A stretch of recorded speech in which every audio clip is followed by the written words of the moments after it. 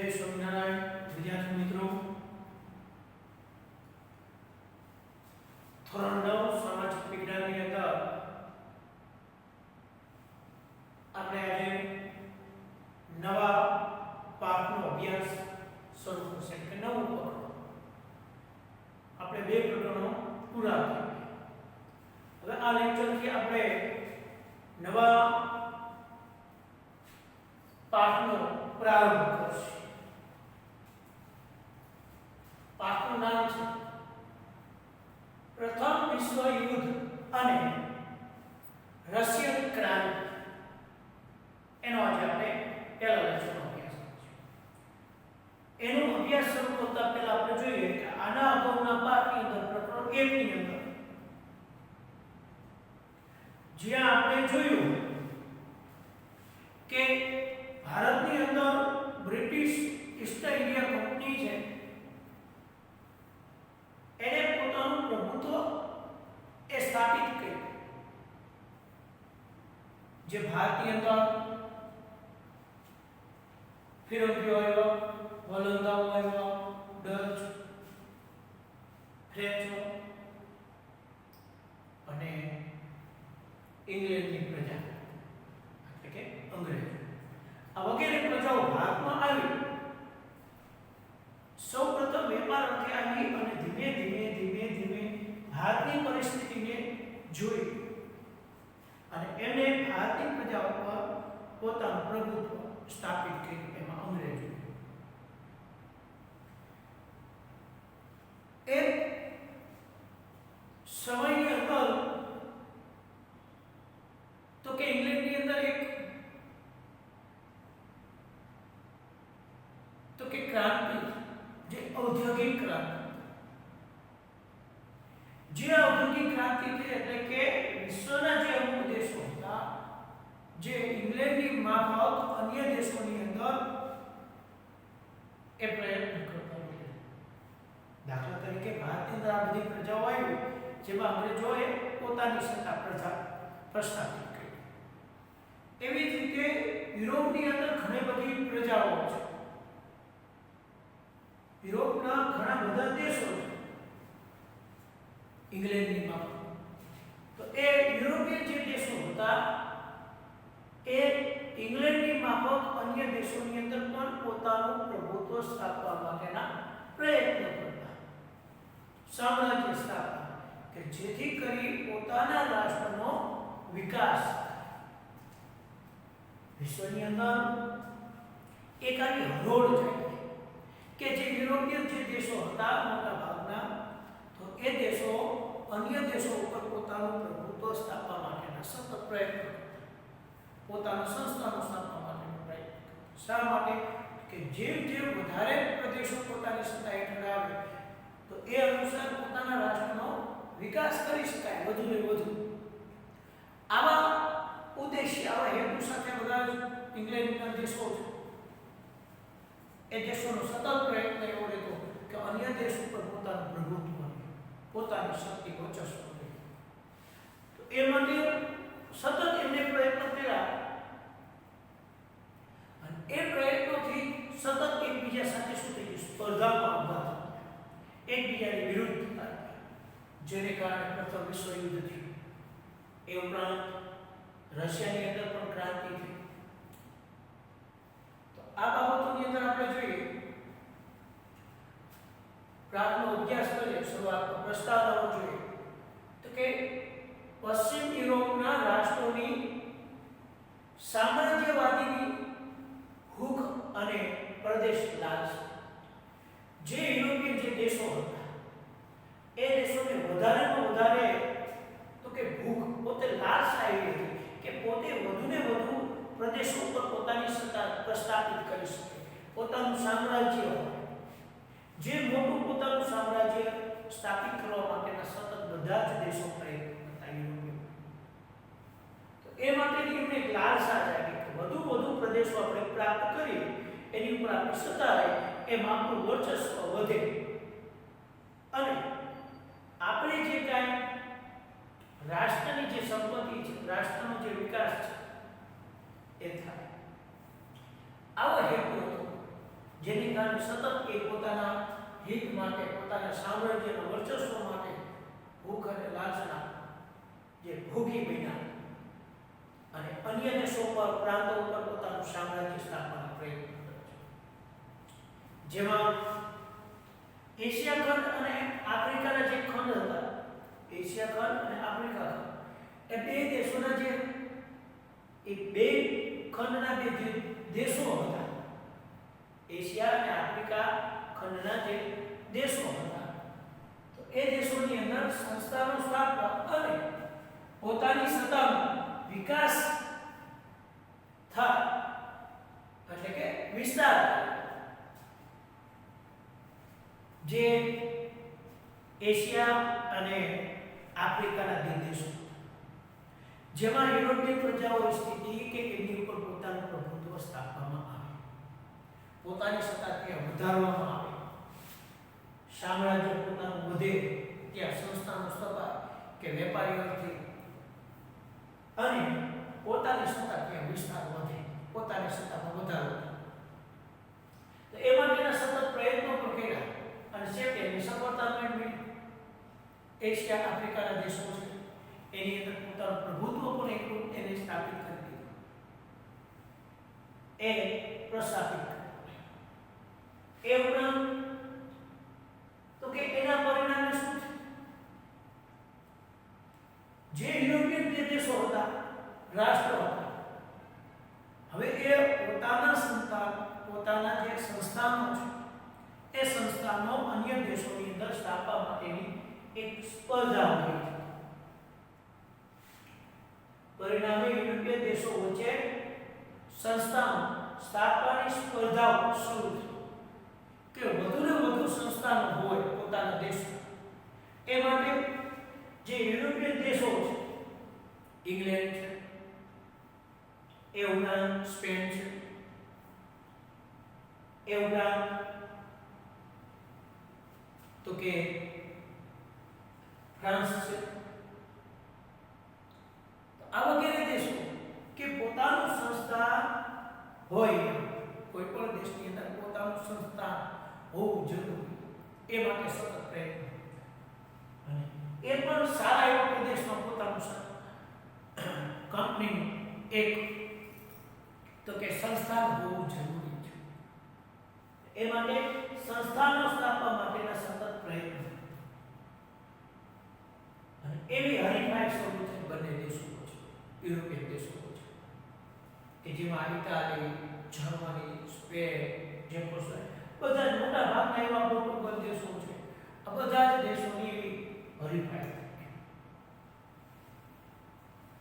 પશ્ચિમ યુરોપિયન જે આ સંસ્થાનો સ્થાપવા માટેની જે ભૂખ ને કારણે જે દેશો હતા, એશિયા યુરોપિયન, જે એશિયા આફ્રિકાના જે દેશો હતા, તો આ દેશોની અંદર પોતાના જે સંસ્થાનો સ્થાયી ત્યાં પ્રસ્થાપિત કર્યા, વેપારી મથકોને બનાવ્યા અને એ દેશની અંદર એમને પોતાનું સામ્રાજ્ય સ્થાપિત કર્યું, જેને કારણે જે દેશની અંદર જે યુરોપિયન સત્તાએ, જે યુરોપિયન રાષ્ટ્રે પોતાનું સામ્રાજ્ય સ્થાપ્યું, તો એ દેશની અંદર તો કે એમની આર્થિક, સામાજિક અને સાંસ્કૃતિક તો કે નુકસાન પહોંચાય. જે યુરોપિયન દેશો હતા એમને એશિયા આફ્રિકાની અંદર જે પોતાનું સંસ્થાન સ્થાપ્યું અને ત્યાં તેમની શું છે તો કે ત્યાંથી એ પ્રજાનું શોષણ કરવું, વધારે વધારે એ પ્રદેશમાંથી પોતે લઈ અને પોતાના રાષ્ટ્રનો વિકાસ થાય, એ માટેના સતત પ્રયત્ન કરતા. જેને કારણે જે એ પ્રદેશોની આર્થિક સ્થિતિ હાવ નબળી પડી. જેમ આપણે જોયું, દાખલા તરીકે જોઈએ કે ભારતની અંદર ઇંગ્લેન્ડને પોતાની પ્રભુત્વ સત્તા સ્થાપી, એટલે કોઈ પણ ભોગે એ ઇંગ્લેન્ડને સમૃદ્ધ બનાવ્યું. ભારતના કોઈ પણ પ્રકારનું શોષણ, કોઈ નીતિ નિયમો, કાયદાઓ લાવવાની ઉપરાંત ધરપકડ કે જે કંઈ લાવી અને એમની પાસેથી સારી એવી તો કે ઉત્પાદન કાચો માલ જે ઉદ્યોગો છે, જે ખેત ઉત્પાદન એ સસ્તા ભાવે લઈ અને પોતાના દેશને અંદર લઈ જઈ ત્યાં માલ તૈયાર કરી ત્યાં વેચવા, એ પણ મોંઘા ભાવ. અને આ એવા નીતિ નિયમો બનાવ્યા કે જેને કારણે ભારતની અંદર જે ઉદ્યોગો હતા એ પડી ગયા, એટલે એની આર્થિક પરિસ્થિતિ કેવી નબળી બની. એ જ રીતે એશિયા અને આફ્રિકા બધા જ દેશોની અંદર આ યુરોપિયન જે રાષ્ટ્રો છે એને આ નીતિ અપનાવી કે એમનું સામાજિક, આર્થિક અને સાંસ્કૃતિક શોષણ અને એમને નુકસાન પહોંચે. આવી રીતે વિશ્વના દેશો બધા જ પોતાના પ્રભુત્વ, પોતાની સત્તા, પોતાનો પ્રદેશ વધે એવી સતત પ્રયત્નને કારણે વિશ્વ રાજકારણમાં તેના પરિણામને લીધે પ્રથમ વિશ્વયુદ્ધ અને રશિયન બોલ્શેવિક ક્રાંતિ જેને કહેવાય, જેને આપણે રશિયન ક્રાંતિ તરીકે ઓળખીએ છીએ, એ બનાવો સર્જાયા યુરોપિયન, જે વિશ્વ રાજકારણ માટે કે પોતાનું પ્રભુત્વ, પોતાની સત્તા સતત વધે તો એ માટે એકબીજા સાથે સંઘર્ષો થયા, સ્પર્ધા થઈ, એટલે એકબીજાના વિરોધી બનતા ગયા યુરોપિયન દેશો કે મારી સત્તા હોવી જોઈએ, આ રાષ્ટ્ર અમારું પ્રભુત્વ, એટલે અન્ય દેશો સાથે એકબીજાથી વિરુદ્ધ બનવા, એકબીજાથી વિરુદ્ધ સતત ને સતત ઘર્ષણને કારણે એકબીજાથી વિરુદ્ધ એ યુદ્ધો થયા. અંતે વિશ્વ યુદ્ધની અંદર એનું પરિણામ આવ્યું. જે યુરોપિયન રાષ્ટ્રો છે, યુરોપિયન રાષ્ટ્રોએ એશિયા, આફ્રિકા જેવા દેશો પર પોતાના સંસ્થાનો સ્થાપવા માટેનો સતત જે સંઘર્ષો થયા, એના પરિણામે પ્રથમ વિશ્વ યુદ્ધ થયું. એ પછી રશિયન ક્રાંતિ, જેને આપણે રશિયાની અંદર થયેલી ક્રાંતિ બોલ્શેવિક ક્રાંતિ તરીકે આપણે ઓળખીએ. તો આવી એક સ્પર્ધાત્મક બાબતોને કારણે આ દેશો વચ્ચે યુદ્ધો થયા. તો એ પ્રથમ વિશ્વ યુદ્ધ અને રશિયન ક્રાંતિનો આપણે અભ્યાસ કરીએ. તો એનો અભ્યાસની અંદર જોઈએ તો કે પશ્ચિમ યુરોપિયન અને એશિયા આફ્રિકાના સંસ્થાન, તો કે જે પશ્ચિમ જે યુરોપિયન દેશો છે, તો એ દેશોએ પોતાનું જે પ્રભુત્વ, પોતાની જે કઈ લાલસા ઊભી થઈ, પોતાના પ્રદેશ મેળવવાની, એ બાબતે જોઈએ તો કે એશિયા આફ્રિકામાં સંસ્થાનો સ્થાપવામાં પશ્ચિમ યુરોપિયન રાષ્ટ્રો મુખ્ય હતા. પશ્ચિમ જે યુરોપિયન રાષ્ટ્રો હતા એ જ મુખ્ય હતા કે જેને એશિયા આફ્રિકાના જે દેશો હતા એની ઉપર પોતાના સામ્રાજ્ય, પોતાના જે સંસ્થાનો છે એને સ્થાયી કર્યા. તો એમાં કયા રાષ્ટ્ર મુખ્ય હતા? તો કે પશ્ચિમ યુરોપિયન જે કઈ રાષ્ટ્ર મુખ્ય હતા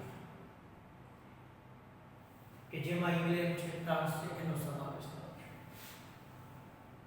આ સામ્રાજ્યવાદી જે લાલસાએ તેમના પાડોશી દેશોને પણ છોડ્યા નહોતા. જે આ પશ્ચિમ યુરોપિયન જે મહાસત્તાઓ તરીકે જે પ્રભુત્વ હતું એને પોતાની આજુબાજુના પ્રદેશો પણ એને છોડ્યા, એની ઉપર પણ એને પોતાનું સામ્રાજ્ય, પોતાની સત્તા સ્થાપવાનું, પોતાના સંસ્થાનો સ્થાપવાનું એને ચાલુ કરી દીધું. આજુબાજુના પ્રદેશો પણ એને છોડ્યા.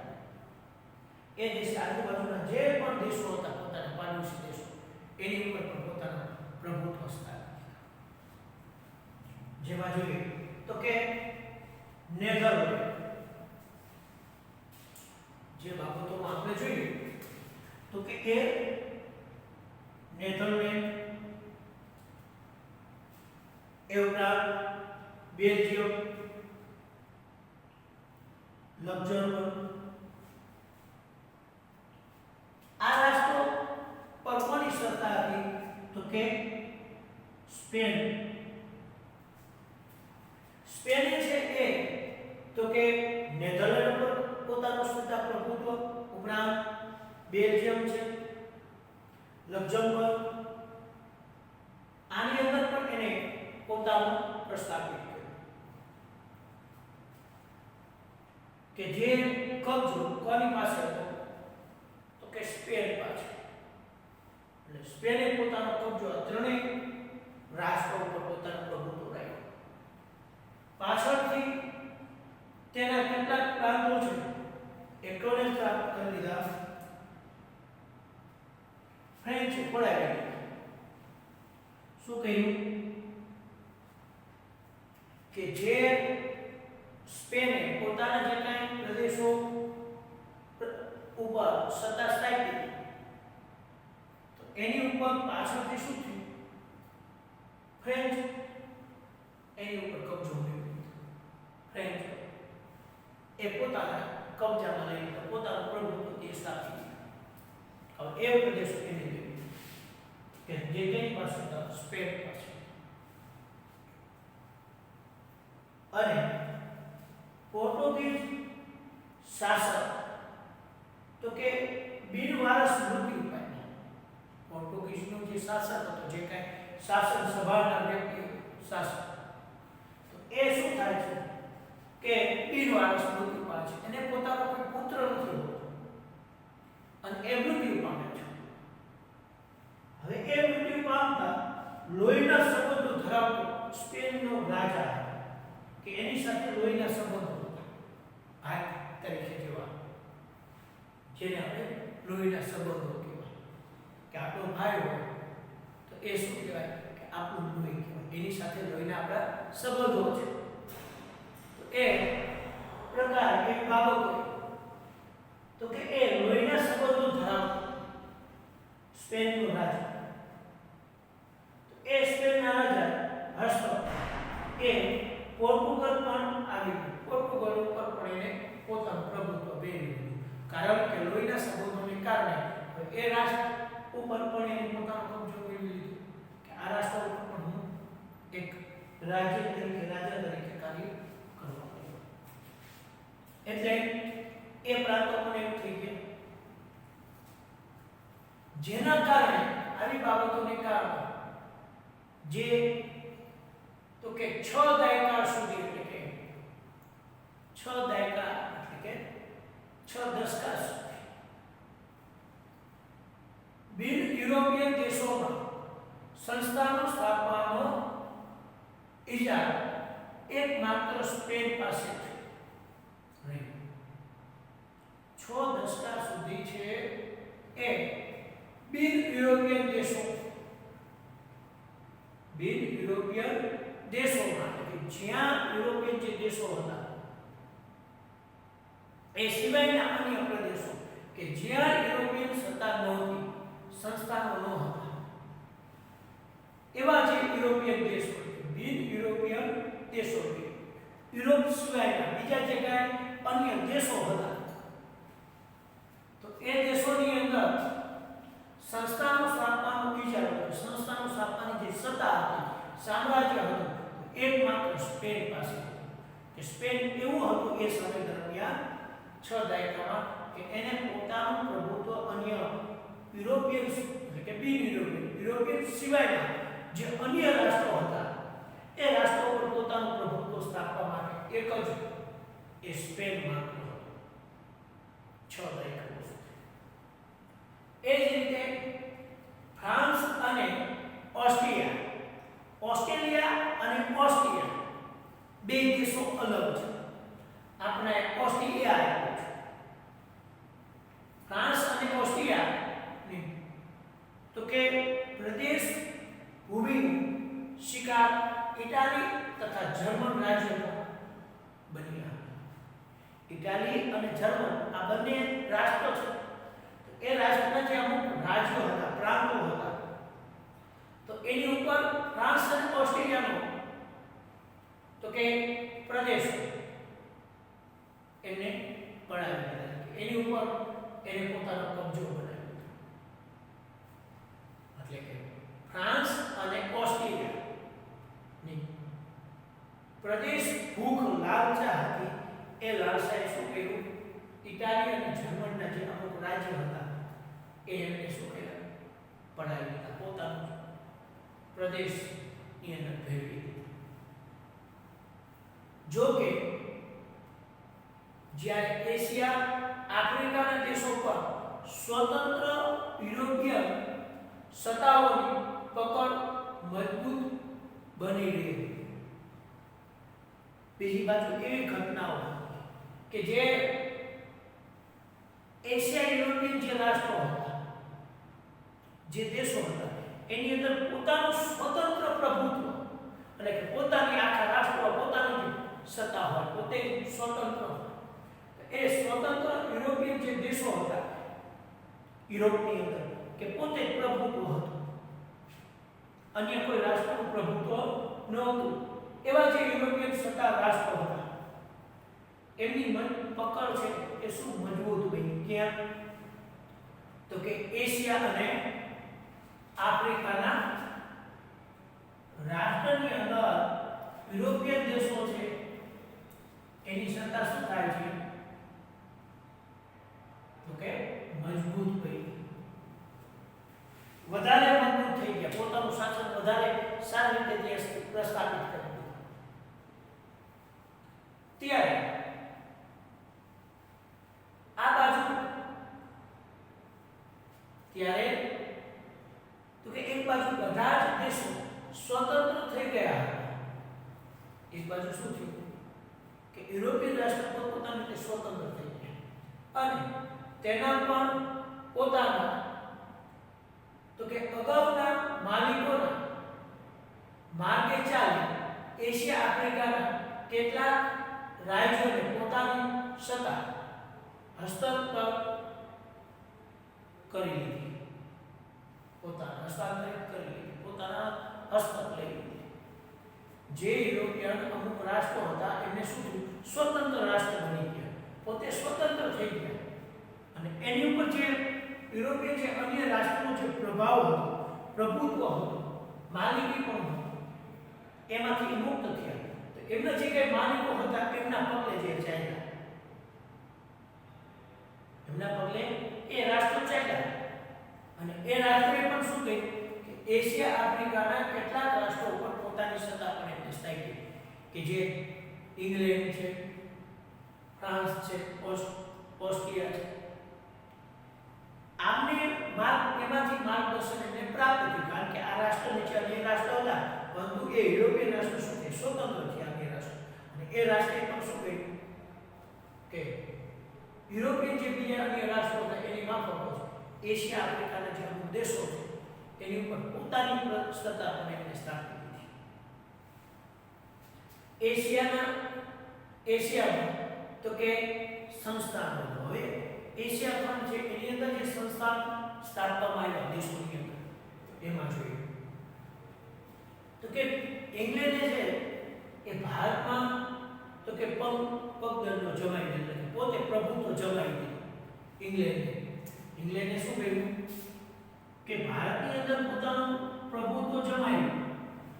એ પછી કે ભારતના જે પાડોશી દેશો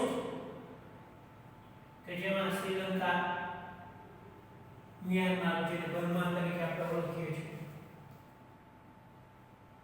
સિંગાપુર છે, મલાયા, આ વગેરે દેશો જે ભારતના આજુબાજુના, તો એ બધા જ દેશો પર શું કર્યું? ઇંગ્લેન્ડે પોતાનું સામ્રાજ્ય પ્રસ્થાપિત કર્યું, સ્થાપિત કર્યું. ભારતમાં તો સ્થાપિત, પણ ભારતની આજુબાજુના બધા જ પ્રદેશોમાં એને પોતાની સત્તા સ્થાપિત કરી, પ્રભુત્વ લઈ. અને ઇંગ્લેન્ડ એથી પણ આગળ વધ્યું એટલે એને કેવા પ્રવેશ કર્યો? ઇંગ્લેન્ડ આગળ વધતા ચીનમાં પ્રવેશ કર્યો. એ ચીન તરફ આગળ વધ્યો, પરંતુ ચીનની અંદર અફીણ જે વેપારને કારણે તો કે ઇંગ્લેન્ડ અને ચીન વચ્ચે યુદ્ધ થયું. શું થયું? ઇંગ્લેન્ડ અને ચીન વચ્ચે યુદ્ધ થયું. 1839-42 આ સમય દરમિયાન યુદ્ધો થયા અફીણને કારણે, જેને ઇતિહાસની અંદર આપણે શું કહીએ છીએ? અફીણ વિગ્રહ તરીકે આપણે ઓળખીએ છીએ કે જે અફીણ વેચાણને કારણે ઇંગ્લેન્ડ અને ચીન આ બંને બંને વચ્ચે સંઘર્ષો જેને આપણે શું કહીએ છીએ અફીણ વિગ્રહ તરીકે આપણે ઓળખીએ છીએ. આ યુનિટમાં ચીનનું તો કે પરાજય છે. ચીન શું થાય છે? પરાજય થાય છે અફીણ વિગ્રહમાં બધા. હવે એમ પરાજય થતા 5 બંદરો ઇંગ્લેન્ડને પ્રાપ્ત થાય છે એટલે એની સત્તામાં શું થયું? વધારો થઈ ગયો. પોતાને 5 વધારે બંદરો મળ્યા.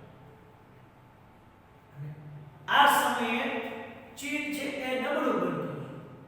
એની નબળાઈ અન્ય યુરોપિયન રાષ્ટ્રોએ આજુબાજુના રાષ્ટ્રોએ તો કે જોઈ.